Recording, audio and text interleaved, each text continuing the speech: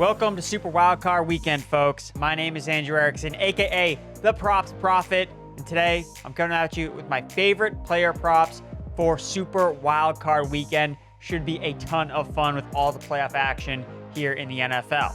But before we look to build that bankroll in the NFL playoffs, if you want a chance to win a premium one-year subscription to BettingPros, your place to start betting smarter and not harder, all you have to do is subscribe to the BettingPros YouTube channel right now.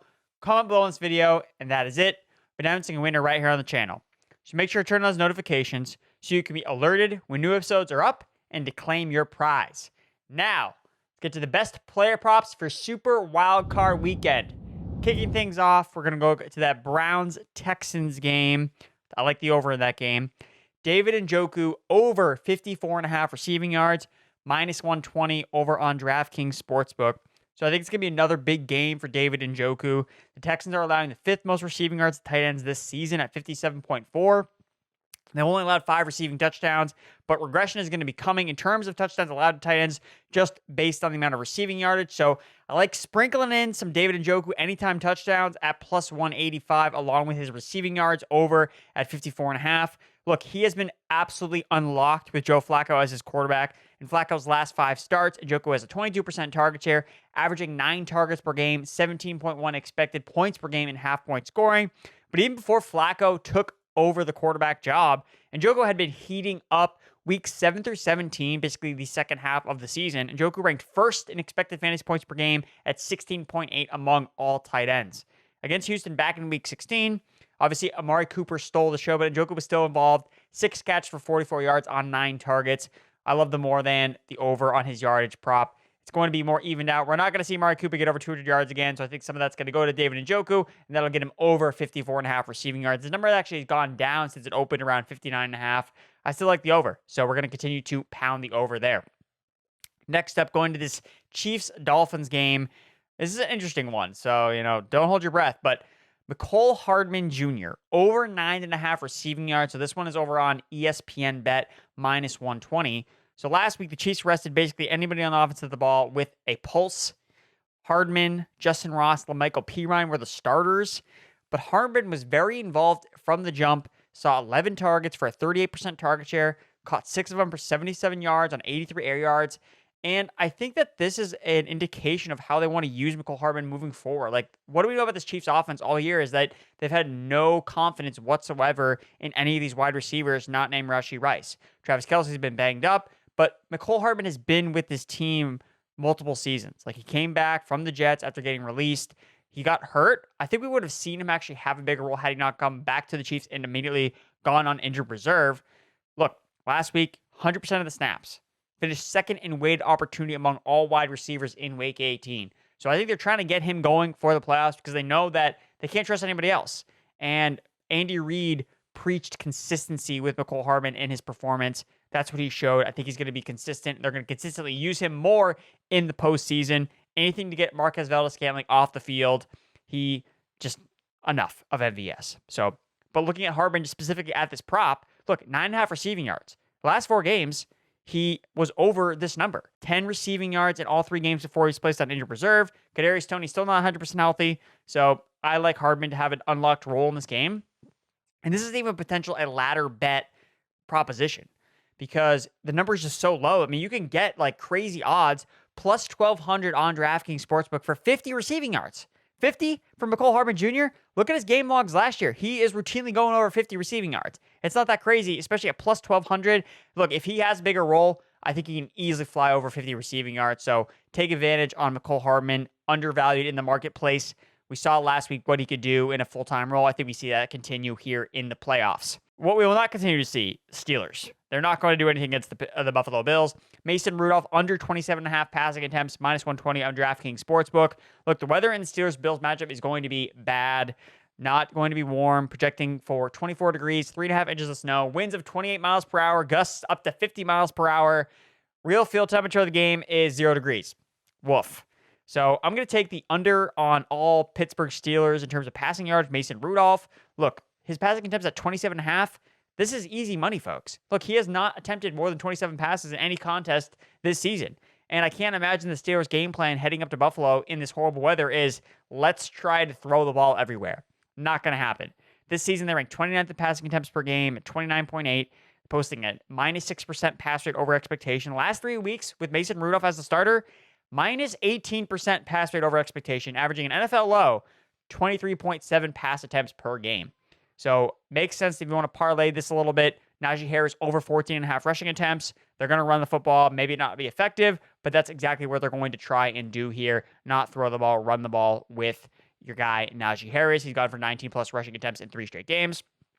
As for another, some low-hanging fruit in this game, Jaylen Warren over 3.5 receptions. You get this at plus money.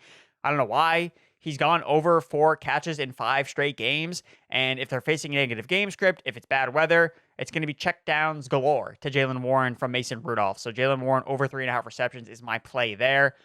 Another game I think is going to be way more fun than Steelers-Bills. Tony Pollard over 59.5 rushing yards, minus 114 at FanDuel Sportsbook.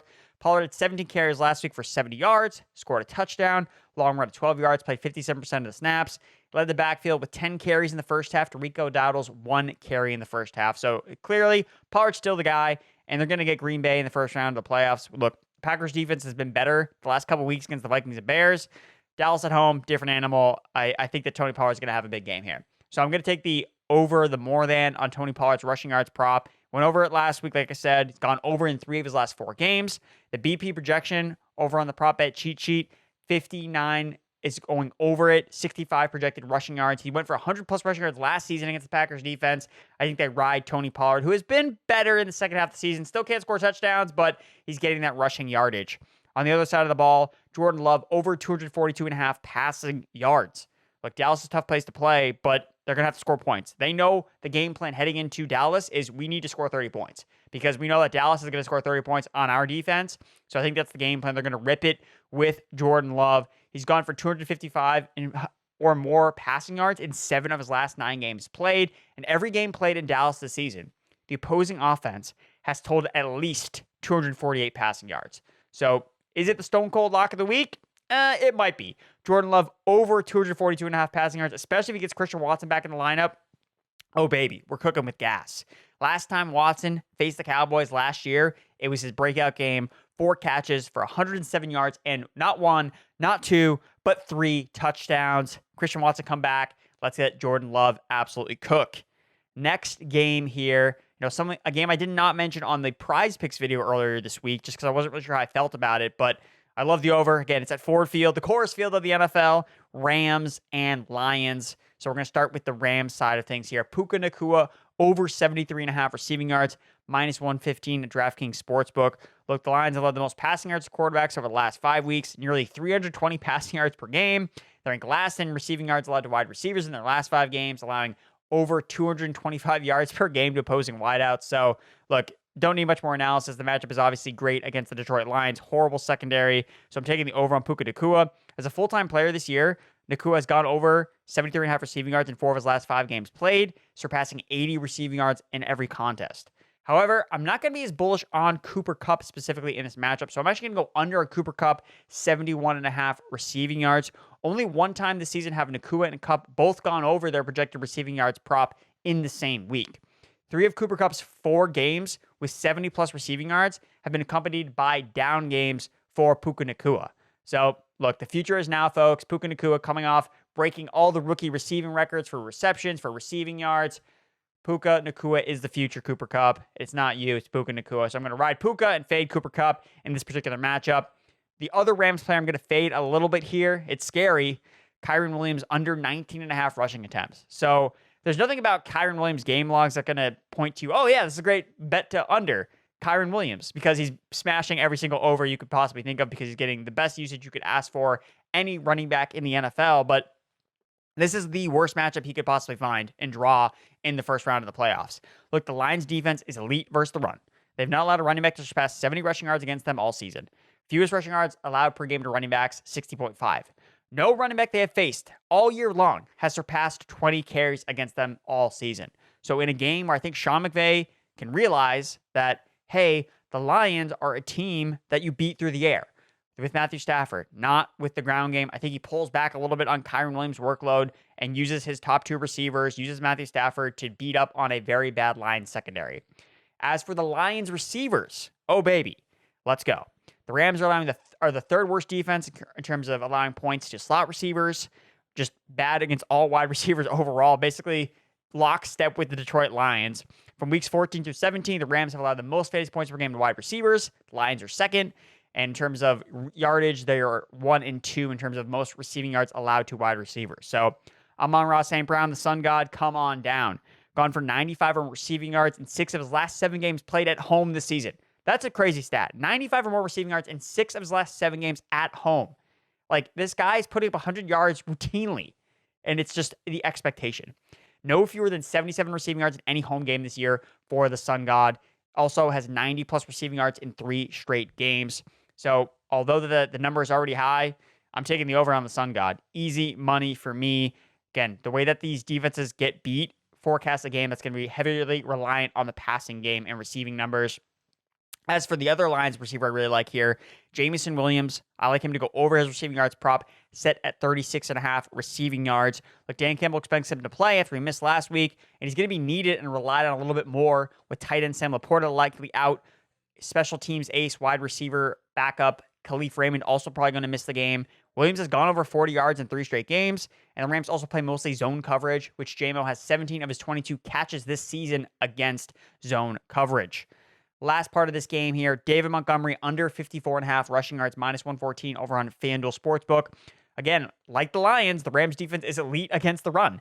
Rams defense has not allowed a running back to surpass 70 rushing yards against them since week 10. Only one running back they have faced since week 6 has gone for 65 rushing yards or more. So I'm taking the under on David Montgomery's rushing yards prop. He's gone under in 2 of his last 3 games. His rushing attempts and overall touches have also dropped in 3 straight games as the team relies more on rookie Jahmyr Gibbs. I think we're going to see more Gibbs in a more of a back-and-forth contest as the number 1 pass catcher, where David Montgomery maybe scores a touchdown here or there, but I don't think he's going to see a big rushing total. Last game on the slate, Monday Night Football. Chris Godwin over 55.5 receiving yards, minus 115 over on DraftKings Sportsbook. I like the over with Mike Evans in this game. He was the leader in targets last week, but you just got to take advantage of the slot matchup for Chris Godwin. They're just so bad at defending the slot, allowing the most fantasy points per game to slot wide receivers. And Chris Godwin has been super productive over the last 5 weeks. Target totals of 11, 12, 11, 5, and 8. 51 or more receiving yards in 5 straight games. And honestly, if you want to sprinkle in a little bit more, I'm giving you some more anytime touchdown action here. Look, love the odds on Chris Godwin to score a touchdown in this game at plus 250. Look, he has 16 red zone targets this season. He scored twice. He's the only wide receiver with 1,000 receiving yards and fewer than 3 touchdowns this season. The Eagles are the gift that keeps on giving to wide receivers, allowing the most receiving touchdowns to receivers this season, 2nd most receiving touchdowns allowed to wide receivers this season, and 3rd highest passing touchdown rate faced this year for the Eagles defense. They are horrible, so I'd like Chris Godwin to not only go over 55.5 receiving yards, but to score a touchdown here, plus 250. I like those odds. And last but not least, we're going to end with another anytime touchdown, probably my favorite just general anytime touchdown bet this weekend. Dalton Cade, Buffalo Bills tight end, anytime touchdown at plus 360. Look, he's been getting more involved the last couple weeks. He has 7+ targets in back-to-back games after kind of seeing weird usage when Dawson Knox first came back to the lineup. But finally, the Bills are realizing that, hey, we need to get our rookie more involved. And I love the matchup against the Steelers. Look, they've allowed the 3rd most fantasy points to slot tight ends this season. They give up a lot of production to the slot. Kincaid is a slot tight end. The Steelers have faced the 7th most red zone targets to tight ends this season, including the most over the last 5 weeks. They've also allowed the 3rd most first touchdown scores, 10 of which have come by passing touchdowns. So Dalton Kincaid, anytime touchdown plus 360. You can get pretty long shot odds at the first touchdown. I mean, are we going to really bet on the Steelers to score first in Buffalo? Highly unlikely. Looking at the probability that he scores at all, 21% cover probability per the NFL anytime touchdown score research tool on bettingpros.com. So Kincaid only has 1 touchdown score and 8 red zone targets this season. That's going to progress positively in his favor. 673 receiving yards, 90 targets, and 73 catches, the most among any tight end with fewer than 3 touchdowns this season. He's going to score this week on Super Wildcard Weekend. And that's going to tie a bow on my favorite player props for NFL Super Wildcard Weekend. That's a mouthful. But again, if you enjoyed this video, be sure to give it a like, subscribe, and share with all your friends. And again, be sure to follow me over on the Betting Pros app. Check out all my favorite bets. You can tail them, you can fade them, you can do whatever you feel is right. Just this is a way to have more fun watching these games. Fantasy football season is over, but that does not mean the action has to stop. Again, if you're looking for nothing outside of, general sportsbook betting, go check out my video on Prize Picks. That's over on the BettingPros YouTube channel. I've talked about some more player props from some of these other games. Nico Collins, Dalton Schultz, Jalen Hurts, Devin Singletary, more player props galore that you can find. And again, before you guys go, if you want a chance to win a premium 1-year subscription to BettingPros, your place to start betting smarter and not harder, all you have to do is subscribe to the BettingPros YouTube channel right now, comment below on this video, and that is it. I'm announcing a winner right here on the channel. So make sure to turn on those notifications so you can be alerted when new episodes are up and to claim your prize. Thanks for watching, and good luck in Super Wildcard Weekend.